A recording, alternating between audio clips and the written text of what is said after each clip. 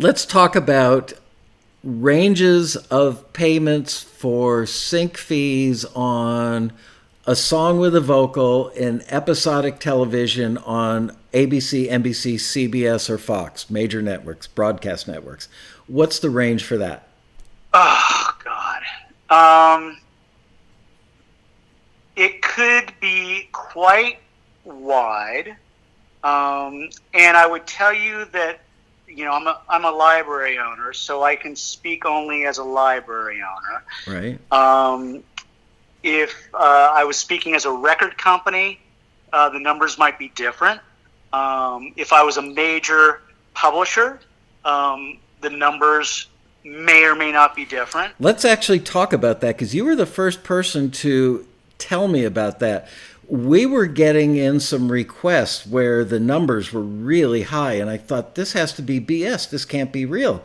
And I called this gentleman up, and he said, no, actually, the same briefs will go out to libraries that go out to large indie labels or major publishers, and they know when it goes to a major anything that they're going to pay way more money if they get a piece of music from that entity versus getting it from a library. So something that a library may typically get $2,500 to $5K on, if they're getting it from a large indie or a major publisher, it might be something that's 10 to 50K. Is that a true statement?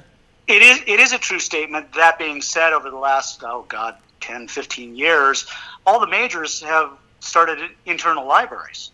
And the reason that they did that is because they knew they had to have music that would be, $1 to $2,000 to be able to compete with the marketplace. When budgets are getting squeezed by the networks, and they go, oh, well, you've got a $20,000 budget per show, and it's a music-intensive show. Well, how many pieces of music do you think you're going to get for your $20,000 if you're going to major publishers all day long? Right.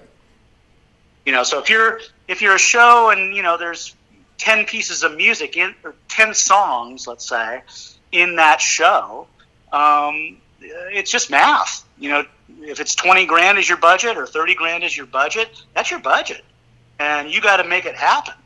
So that could mean, if you do the math, it could be anywhere. If it's 10 pieces of music in a show and you got a $20,000 budget, what's the math? It's $2,000 a drop. And there's other. I've got a multitude of scenarios. I can't give you this is what it is across the board, because I've got pre-negotiated deals with some of the networks, meaning that if you use a song with a vocal, it's X. If you use instrumental, it's a different X. I have some networks that I do a lot of business with, and we don't have a pre-negotiated deal, and it's whatever I trust my music supervisors I deal with. It's like, well, what do you have in the budget? And my job is to monetize the catalog. It's to make me and my writers money. And I try not to say no very often. Yeah, and am I correct in stating that negotiation doesn't really happen a lot? It may for a piece that's going in a big TV commercial, or maybe even a feature film, but generally speaking, because of the pie being sliced up, as you just described, only so much money in the budget, is it typical that when you get a brief from, let's say, a broadcast network episodic drama, and they say it's $3,000, you don't say, come on, give me $3,700. You just, whatever they say is what it is. Exactly. Or I just say, no, I don't have anything that works at that budget. I mean, you get a large vendor turning to you and going, I need a song for $500.